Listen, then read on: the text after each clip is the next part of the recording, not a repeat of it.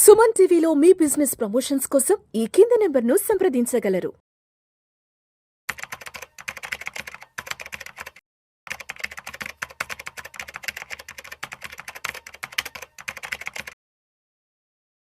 Welcome to Vishnu talks. నేను విష్ణు. ప్రస్తుతంతో పాటు NIS and CRISIL certified wealth manager Revanth Chalamala ఉన్నారు. వారితో మాట్లాడదాం. నమస్తే రేవంత్. నమస్తే అండి. సో రేవంత్, లాస్ట్ 4 days నుంచి మార్కెట్లను అబ్జర్వ్ చేశారు కదా. ఎస్. పోయిన సోమవారం నుంచి గురువారం వరకు మార్కెట్లలో అయితే కంప్లీట్ ర్యాలీ రావడం జరిగింది. ప్రస్తుతానికి మార్కెట్లు 78,000 వద్ద గురువారం నాటికి మార్కెట్ క్లోజింగ్ అయింది. సెన్సెక్స్ విషయానికి వస్తే 78,553, నిఫ్టీ విషయానికి వస్తే 23,852 వద్ద క్లోజ్ అయింది. ఓవరాల్ గా ఈ వారంలో జరిగిన 4 సెషన్స్ లో కూడా మార్కెట్ బాగా రాణించడం జరిగింది. బాగా పాజిటివ్ గా క్లోజ్ అయింది.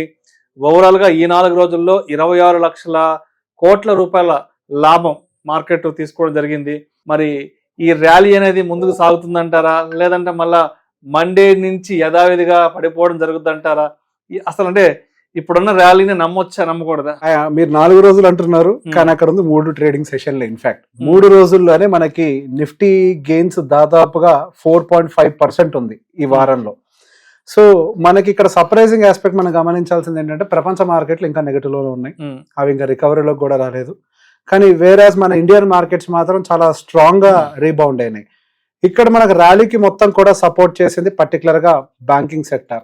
So private banking sector, NBFCs, ఇవన్నీ కూడా మనం ఫస్ట్ నుంచి ఫోకస్ లో ఉంచాలనుకున్నటువంటి సెక్టర్స్. అండ్ ఎన్బిఎఫ్సిస్ అంటే particular finance segment, finance sector అయితే నిఫ్టీ ఫైనాన్స్ ఆల్ టైమ్ హైని బ్రేక్ చేసింది. ఇది ఎప్పుడు ప్రపంచ మార్కెట్లను నెగిటివ్ ఉండగా, ఈవెన్ ఇండియన్ మార్కెట్స్ కూడా నెగిటివ్ లో ఉండగా, ఫైనాన్స్ సెగ్మెంట్ మాత్రం ఆల్ టైమ్ హైని బ్రేక్ చేసుకొని పైకి వెళ్ళిపోయింది. అండ్ బ్యాంక్ నిఫ్టీ కేవలం 200 పాయింట్ల దూరంలో ఉంది ఆల్ టైమ్ హైకి. వేరేస్ నిఫ్టీ మాత్రం దాదాపుగా ఇంకొక 8 to 10% ఇంకా దూరంలో ఉన్నప్పటికీ మనకి బ్యాంకింగ్ సెక్టర్ లో మాత్రం ఒక మంచి ర్యాలీ అయితే కనపడుతుంది. ప్రైవేట్ సెక్టర్ కూడా ఆల్మోస్ట్ ఆల్ టైమ్ హైకి వెళ్ళింది. పిఎస్యు బ్యాంక్స్ కూడా కొంతవరకు మార్కెట్ ని సపోర్ట్ చేశాయి. సో ఈ వారంలో మేజర్ గా మనకి మార్కెట్ కి సపోర్ట్ ఇచ్చిందంతా కూడా బ్యాంకింగ్. ఆల్మోస్ట్ 6 to 7% వరకు కూడా ఎంటైర్ ఈ బ్యాంకింగ్ వ్యవస్థలన్నీ కూడా కొంచెం ర్యాలీని కాంట్రిబ్యూట్ చేశాయి. ఈ మంత్ మొత్తంలో కూడా మన మార్కెట్ ని స్టెబిలైజ్ చేసింది కూడా ఒక రకంగా ఈ బ్యాంకింగ్ రిలేటెడ్ సెగ్మెంట్స్ మాత్రమే. అండ్ ఈ వీక్ లో కానీ ఈ మంత్ లో కానీ ఒక ఐటీ సెగ్మెంట్ ఒకటి మాత్రం కొంచెం వీక్ అయింది. అండ్ ఈవెన్ మొన్న మనకి గురువారం రోజు అంటే గురువారం రోజు క్లోజింగ్ రోజు కూడా కేవలం ఐటీ సెగ్మెంట్ మాత్రమే మార్జినల్ నెగిటివ్ తో క్లోజ్ అయింది. దానికి గల కారణం విప్రోకి సంబంధించినటువంటి రిజల్ట్స్ బయటికి రావటము. విప్రో రిజల్ట్స్ అనేవి బాగానే వచ్చాయి, ఇన్లైన్ విత్ ఎస్టిమేట్స్ ఉన్నాయి, దాంతో ఎటువంటి సమస్య లేదు. కానీ వాళ్ళ యొక్క గైడెన్స్ విషయంలో మాత్రం కొంతవరకు వీక్నెస్ కనిపిస్తుంది. సో గైడెన్స్ కొద్దిగా వీక్ అవుతుంది. సో దాంతో పాటుగా వాళ్ళ మేజర్ ఆర్డర్స్ కూడా డ్రాప్ అవుతున్నాయి. సో బేసిక్గా ఈ కన్సర్న్స్ అన్ని కూడా నిన్న ఐటీ సెగ్మెంట్ లో కొంతవరకు సెల్ ఆఫ్ అయితే ట్రిగ్గర్ చేశాయి. కానీ మంచి విషయం ఇక్కడ కూడా ఒకటి ఉంది. ఏంటి అని అంటే, మనకి ఆ సెల్లింగ్ అనేది విప్రో వరకు పరిమితమై మిగతా ఐటీ సెగ్మెంట్స్ కొంతవరకు సపోర్ట్ చేసి ఎంటైర్ నిఫ్టీ ఐటీని మాత్రం పాజిటివ్ గా క్లోజ్ చేసే ప్రయత్నం అయితే చేశాయి. So when compare to the broader global markets, మన ఇండియన్ మార్కెట్స్ చాలా స్టేబుల్ గా ఉన్నాయి. ఇన్ఫాక్ట్ టారిఫ్ న్యూస్ ని కంప్లీట్ గా పట్టించుకోవడం కూడా మానేశాయి. సో మళ్ళీ యుఎస్ చైనా మీద ఇంకొక 100% టారిఫ్ ని పెంచింది. 145% వరకు మనకు అవగాహన ఉంది. తర్వాత ఇంకో 100% దాన్ని 245% వరకు కూడా తీసుకొని వెళ్ళింది. ఆ న్యూస్ మన మార్కెట్ రన్నింగ్ లో ఉన్నప్పుడే వచ్చింది. సో ఇమీడియట్ గా నేను చార్ట్ వైపు చూస్తుండే బ్రేకింగ్ న్యూస్ రాగానే కొంచెం కూడా మన మార్కెట్స్ దానికి పెద్దగా రియాక్ట్ అన్నట్టుగా కనిపించలేదు.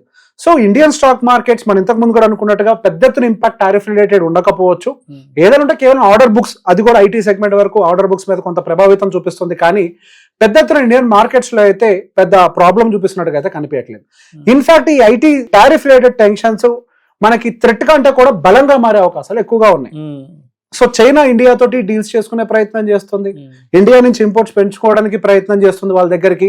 ఇప్పటి వరకు మనం చాలా శాతం అక్కడి నుంచి ఇంపోర్ట్ చేసుకుంటున్నాం. ఇప్పుడు మన దగ్గర నుంచి కూడా ఇంపోర్ట్ చేయడానికి వాళ్ళు రెడీ అవుతున్నారు. అండ్ దాంతో పాటుగా ఈవెన్ మన ఇండియాలో కూడా వాళ్ళు మ్యానుఫ్యాక్చరింగ్ సెటప్స్ ని చేయడానికి ప్రయత్నిస్తున్నారు. ఆ ఒక దేశం మీద ఎక్కువ టాక్సేషన్ ఉండటం వల్ల అక్కడి నుంచి కనుక వాళ్ళు ఎక్స్పోర్ట్స్ చేసినట్లయితే వాళ్ళ బిజినెస్ ఇంపాక్ట్ అవుతుందన్న భయంతో వాళ్ళు వేరే ఇతరతర దేశాలు అంటే వాళ్ళ యొక్క దారిని వెతుక్కునే ప్రయత్నం చేస్తున్నారు. ఇంతకు ముందు వియత్నాం నుంచి కొన్ని ఎక్స్పోర్ట్స్ వెళ్తుండేవి, China to Vietnam, Vietnam to USA ఇట్లా వెళ్తుండేవి. సో ఈ ప్రాసెస్ అంతా కూడా డిఫికల్ట్ అవుతుంది కాబట్టి. అండ్ ఈవెన్ ఇప్పుడు ప్రపంచానికి కూడా కొన్ని విషయాలు క్లారిటీ వచ్చాయి. మ్యానుఫ్యాక్చరింగ్ అనేది వన్ సింగిల్ పాయింట్ లో ఎక్కువ సెంట్రలైజ్డ్ డెవలప్మెంట్ జరగటం వల్ల ఇట్లాంటి వాణిజ్య యుద్ధాలు జరిగినప్పుడు, ఇట్లా ట్రేడ్ వార్స్ జరిగినప్పుడు కంప్లీట్ గా ఎకో సిస్టమే డిస్టర్బ్ అవుతుంది. కాబట్టి ఈవెన్ ఇప్పుడు మ్యానుఫ్యాక్చరింగ్ ఇండస్ట్రీని కూడా 4 వైపులుగా స్ప్రెడ్ చేసే ప్రయత్నం అయితే ఈవెన్ అన్ని దేశాలు ఆలోచించే దాంట్లో పడ్డాయి. సో గోయింగ్ ఫర్దర్ ఇండియాకి అయితే ఈ పర్టికులర్ టారిఫ్ రిలేటెడ్ న్యూస్ వరంగానే మారే అవకాశాలు ఎక్కువగా ఉన్నాయి. ఇది ప్రాబ్లం అయ్యే అవకాశాలు ఎక్కువగా లేవు. సో దానికి రెసిలియంట్ గానే మన ఇండియన్ మార్కెట్స్ కూడా ఇప్పుడు రియాక్షన్ చూపించాయి. ఇన్ఫాక్ట్ టారిఫ్ వల్ల ఎక్కడి నుంచి అయితే పడిందో మార్కెట్, అంటే 23,800 దగ్గర నుంచి అక్కడి నుంచి మార్కెట్ పడింది మనకి నిఫ్టీ, అండ్ ఆల్మోస్ట్ ఇప్పుడు అక్కడికి వెళ్ళిపోయింది. మళ్ళీ 23,850 దగ్గర క్లోజింగ్ ఇచ్చింది. ఇన్ఫాక్ట్ టారిఫ్ అనౌన్స్ చేయక ముందు ఏదైతే పెద్ద ఎత్తున టారిఫ్ అనౌన్స్ చేశారో దానికంటే ముందు క్లోజింగ్ రాలే, దానికంటే పైన 23,800 పైన క్లోజింగ్ రాలే. కానీ ఈ రోజు వచ్చింది closing despite of all odd news. And going further as కొంతవరకు ఇంకా యుఎస్ మార్కెట్స్ లో అయితే అన్స్టెబిలిటీ ఇంకా అయితే ప్రాబ్లం కొనసాగుతుంది. సో మొన్న రఘురామ్ రాజన్ గారు మన RBI farmer governor fed chairman గారితో ఒక ప్రోగ్రామ్ చేశారు, ఒక ఇంటర్వ్యూ లాగా కండక్ట్ చేశారు. సో ఆ ఇంటర్వ్యూలో ఎకానమీకి సంబంధించి కొన్ని డిస్కషన్స్ వస్తున్నప్పుడు ఫెడ్ చైర్మన్ గారు కొన్ని విషయాలు క్లియర్ గా చెప్పారు. అన్ఎంప్లాయ్మెంట్ రేట్ మాకు పెద్ద ఎత్తున ఏమీ కన్సర్న్ గా లేదు, జాబ్ స్టెబిలిటీ అయితే కొంతవరకు కనిపిస్తుంది, పెద్ద ఎత్తున ఉద్యోగాలు కూడా ఎవరు మారట్లేదు. సో ఇన్ఫ్లేషన్ కూడా కొంతవరకు కూల్ గానే ఉంది. ఇదంతా మంచి వార్తే. కాకపోతే టారిఫ్ రిలేటెడ్ టెన్షన్స్ మాత్రం యుఎస్ఏ మీద చాలా ఎక్కువగా ప్రభావాలు చూపించే అవకాశాలు ఉన్నాయి. సో మేము ఇప్పుడు వస్తున్నటువంటి లో ఇన్ఫ్లేషన్ ని మాత్రం మేము పెద్దగా కన్సిడర్ చేయము. ఒక్క డేటాను చూసేసి ఇంట్రెస్ట్ రేట్ కట్టిస్తామంటే మేము అట్లా ఇవ్వము. ఈ టారిఫ్ రిలేటెడ్ ఇంపాక్ట్ ఎలా ఉండబోతుంది అనేది మరికొన్ని డేటా పాయింట్స్ కూడా మేము అబ్జర్వ్ చేసిన తర్వాతనే ఫెడ్ ఇంట్రెస్ట్ రేట్ కట్ గురించి ఆలోచిస్తామని చెప్పారు. దానివల్ల బుధవారం నాటి యుఎస్ మార్కెట్స్ కరెక్ట్ అయినాయి. బట్ మన గురువారం రోజు మన మార్కెట్స్ దానివల్ల గ్యాప్ డౌన్ అయినప్పటికీ మొత్తం గెయిన్స్ తీసేసుకున్నాయి. కింద నుంచి బాటమ్ నుంచి బయింగ్ వచ్చింది, మార్కెట్ పైకి వెళ్ళిపోయింది. చాలా రెసిలియంట్ గా స్ట్రాంగ్ గా ఎవరు ఊహించని క్లోజ్ ని మన మార్కెట్ చేయడం అయితే జరిగింది. దానికి కొన్ని అడ్వాంటేజెస్ కూడా మన ఇండియాలో కనిపించాయి. మన ఇండియన్ ఇన్ఫ్లేషన్ డేటా బయటకు వచ్చింది. సో ఎక్స్పెక్టెడ్ కంటే కూడా తక్కువ వచ్చింది. ఫిబ్రవరిలో సమ్వేర్ 3.6 ఏదో ఉంటే ఇప్పుడు 3.3 ఏదో ఉన్నట్టుంది. ఎగ్జాక్ట్ గా నాకు పాయింట్ గుర్తులేదు, బట్ తగ్గింది. ఎక్స్పెక్టేషన్స్ కంటే కూడా తగ్గింది. సో ఇక్కడ ఇన్ఫ్లేషన్ తగ్గటము అనేది మంచి విషయమే. కాకపోతే ఇక్కడ ఇంకో కన్సర్న్ ఏముంటుంది అంటే ఇన్ఫ్లేషన్ ఎందుకు తగ్గింది? మార్కెట్ లో జనాల దగ్గర బయింగ్ పవర్ లేకపోవడం వల్ల తగ్గిందా, మ్యానుఫ్యాక్చరింగ్ లో డిమాండ్ తగ్గడం వల్ల తగ్గిందా, లేకపోతే నిజంగానే ఖర్చులు తగ్గాయా? ఇట్లా ఈ విధానంలో ఆలోచించే ప్రయత్నం చేసి టోటల్ డేటాస్ అబ్జర్వ్ చేస్తే total inflation down side slide చేయడానికి ఫుడ్ ఇన్ఫ్లేషన్ తోడ్పడింది. మొన్న సెప్టెంబర్ అక్టోబర్ వరకు ఫుడ్ ఇన్ఫ్లేషన్ 11% దగ్గర ఉంది, 10.95% దగ్గర ఉంది. అట్లాంటి ఒక ఫుడ్ ఇన్ఫ్లేషన్ ఇప్పుడు 2.95% కి ఫట్మన్ కిందకి పడిపోయింది. సో ఆ ఫుడ్ ఇన్ఫ్లేషన్ అంతా కూడా కిందకి డ్రాగ్ అయిపోవడం వల్ల మన రియల్ ఇన్ఫ్లేషన్ కూడా బాగా లోవర్ లెవెల్స్ లోకి వచ్చేసింది. అండ్ ఇక మరికొన్ని మంచి విషయాలు కూడా ఉన్నాయి. ఈ మాన్సూన్ అంతా కూడా కొంత ఫ్రూట్ఫుల్ గా ఉండే అవకాశాలు ఉన్నాయి. ఎగ్జాక్ట్లీ వర్షాలన్నీ కూడా బాగా పడతాయని చెప్పేసి అంటిసిపేషన్ కనపడుతుంది. ఈవెన్ మన ఆర్బీఐ గైడ్ లైన్స్ కూడా అదే కనిపించింది. వర్షాలు బాగా పడతాయి కాబట్టి ఇన్ఫ్లేషన్ కూడా కంట్రోల్లో ఉండే అవకాశాలు ఉంటాయని చెప్తున్నారు. మరొక మంచి విషయం ఏంటి అని అంటే మనకి రూరల్ ఎకానమీ కూడా కొంతవరకు రివైవ్ అవుతుంది. రూరల్ ఎకానమీలో ఇన్ఫ్లేషన్ కూల్ ఆఫ్ అవుతుంది. సో ఇదంతా కూడా కొన్ని మంచి పరిణామాలు దేశం చుట్టూ జరుగుతున్నాయి. సో దీని యొక్క పని ఇప్పుడు మొదలు పెట్టలేదు ప్రభుత్వం. ఆ బడ్జెట్ లోనే చెప్పారు రూరల్ ఎకనామిక్ యాక్టివిటీ మీద మేము ఫోకస్ పెడతాం, అన్ఎంప్లాయ్మెంట్ మీద ఫోకస్ పెడతాం. సో అదే విధంగా వడ్డీ రేట్లను తగ్గించుకోవటం కానీ. సో ఆల్రెడీ క్లియర్ గా చెప్పింది ఆర్బీఐ, మా స్టాండ్స్ మేము మార్చేసుకున్నాం, మేము అవుట్ రేట్ గా దేశాన్ని అభివృద్ధి చేసే వైపుగానే పెడతాం, అవసరమైతే ఎంత వడ్డీ రేట్లైనా తగ్గిస్తామన్న వాటిలో చెప్తున్నారు. సో అదంతా కూడా వాళ్ళు చేసినటువంటి పనులన్నీ కూడా ఇప్పుడు మనకి రిజల్ట్స్ రూపంలో కొంత కనిపిస్తున్నాయి. సో ఇప్పుడు కేవలం ఏదో సెక్టార్ రిలేటెడ్ చిన్న చితకా సమస్యలు అది కూడా, కానీ గోయింగ్ ఫర్దర్ అది కూడా రిజాల్వ్ అవుతూ మన ఇండియన్ ఎకానమీ మాత్రం కొంచెం స్టేబుల్ అయ్యే అవకాశాలు ఎక్కువ ఉన్నాయి. నెక్స్ట్ పరిగెట్టేస్తుందా? ఇదో పెద్ద ప్రశ్న. 26,300 మళ్ళీ కొట్టేసి పైకి వెళ్ళిపోద్దా? సో ఇప్పుడు మార్కెట్ రికవరీని చూసి ఇమీడియట్ గా మనకు వచ్చే థాట్ 26,300 హాల్ టైమ్ హైకి వెళ్ళిపోతుందా అనేది. సో ఇక్కడ మనం కొన్ని మరి అంశాలు దృష్టిలో పెట్టుకోవాలి. యాక్చువల్గా ఆర్బీఐ రిలేటెడ్ పాజిటివ్ ఆస్పెక్ట్ ఏదైతే ఉందో, ఆ న్యూస్ వచ్చిన రోజు, రేట్ కట్ వచ్చిన రోజు మార్కెట్స్ రియాక్ట్ కాలే, ఆ రోజు నెగిటివ్ గా రియాక్ట్ అయ్యాయి. సో ఆ రేట్ కట్ కి సంబంధించిన న్యూస్ ని స్లోగా ఫ్యాక్టర్ చేసుకుంటూ ఇప్పుడు మార్కెట్స్ అనేవి పైకి వెళ్ళాయి. సో ఏదైతే ఆర్బీఐ రిలేటెడ్ పాజిటివ్ న్యూస్ ఉందో అది నిన్నటి వరకు అయితే ఫ్యాక్టర్ అయిపోయింది. ఇప్పుడు మార్కెట్ అనేది ఒక క్రూషియల్ రెసిస్టెన్స్ జోన్ లో ఉంది. దాదాపుగా మనకి 3-4 సార్లు అక్కడి నుంచి రిజెక్ట్ అయ్యే ప్రయత్నాలు కూడా చేస్తుంది మార్కెట్.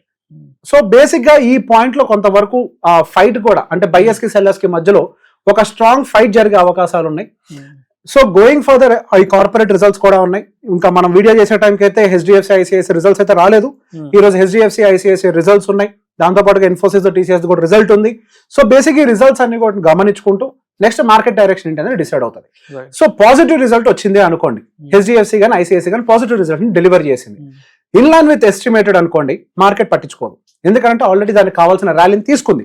ఒకవేళ అట్లా కాకుండా అబ్నార్మల్ సూపర్ రిజల్ట్ డెలివర్ చేసింది, ఒక మంచి గైడెన్స్, అసలు మనం ఊహించని గైడెన్స్ కనుక డెలివరీ చేశారనుకోండి, ఇప్పుడున్న రెసిస్టెన్స్ అన్నింటిని బ్రేక్ చేసుకుంటూ పైకి వెళ్తుంది మార్కెట్. కానీ కొంచెం డిసప్పాయింట్మెంట్ ఉన్నా కానీ మళ్ళీ ఇది ఒక స్వింగ్ హైగా ఫామ్ అయ్యి మళ్ళీ కన్సాలిడేషన్ లోకి వెళ్ళే అవకాశాలు కూడా ఉన్నాయి. సో ఇది రిజల్ట్ సీజన్ కాబట్టి గోయింగ్ ఫర్దర్ మార్కెట్ అంతా ఫండమెంటల్ ఆస్పెక్ట్స్ మీదనే ఫోకస్ పెడుతుంది. కంపెనీ యొక్క రిజల్ట్స్ ఏంటి అండ్ దానికి సంబంధించినటువంటి గైడెన్స్ ఏం రాబోతుందో చూసుకొని కంపెనీ రియాక్షన్స్ ఇస్తుంది. కానీ ఈ ర్యాలీ ఇదే స్పీడ్ తో అయితే కొనసాగే అవకాశాలు ఇంకెక్కువగా లేవు. సో మొత్తానికి ఇప్పుడు 21 ఏప్రిల్ మండే నుంచి మరి ఈ 4 రోజులు వచ్చిన ర్యాలీ ఎక్స్పెక్ట్ చేయొచ్చు అంటారా, లేదంటే మళ్ళా మండేకి ఏమైనా సిచ్యువేషన్స్ తిరగబడే అవకాశం ఉందంటారా? ఒకవేళ మండే నుంచి సిచ్యువేషన్స్ తిరగబడే నెగటివ్ ఆస్పెక్ట్స్ ఏమన్నా చుట్టుముడతాయి మార్కెట్, ఏమున్నాయంటారు అసలు? పోయిన మార్చ్ నెలలో గ్రీన్ క్యాండిల్ పడ్డది, ఒక సిరీస్ ఆఫ్ 5 రెడ్ క్యాండిల్స్ తర్వాత 5 or 6 రెడ్ క్యాండిల్స్ తర్వాత ఒక మంచి గ్రీన్ క్యాండిల్ మనకు పడ్డది, పెద్ద క్యాండిల్ పడ్డది మార్చ్ లో. సో ఏప్రిల్ లో కూడా ఫర్ నౌ మనం అయితే గ్రీన్ క్యాండిల్ లోనే ఉన్నాము. ఎంటైర్ సిరీస్ లో దాదాపు ఒక 1.4% మనకి గ్రీన్ లో కనిపిస్తుంది మార్కెట్. సో నా ఎక్స్పెక్టేషన్ ప్రకారం మార్కెట్ ఈ నెల గ్రీన్ లోనే క్లోజ్ అవుతుంది. సో గ్రీన్ లో క్లోజ్ అవుతుంది అంటే ఇక్కడ నుంచి ఇంకెక్కువ పైకి వెళ్తుంది అనేది అయితే మనం ఎక్కువగా పెట్టుకోలేం. ఎందుకు, బేసిక్ గా స్వింగ్ అనేది చాలా పెద్దగా క్రియేట్ అయింది ఈ నెలలో.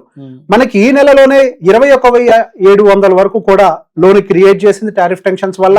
మళ్ళీ అక్కడి నుంచి 23,800 వరకు కూడా పైకి ర్యాలీ అయింది. అంటే సుమారుగా 2,000 పాయింట్లు కూడా ఒకటే నెలలో కిందకి రావటం మళ్ళీ పైకి వెళ్ళటం, ఈ యాక్టివిటీ అంతా కూడా ఒకటే నెలలో జరిగింది.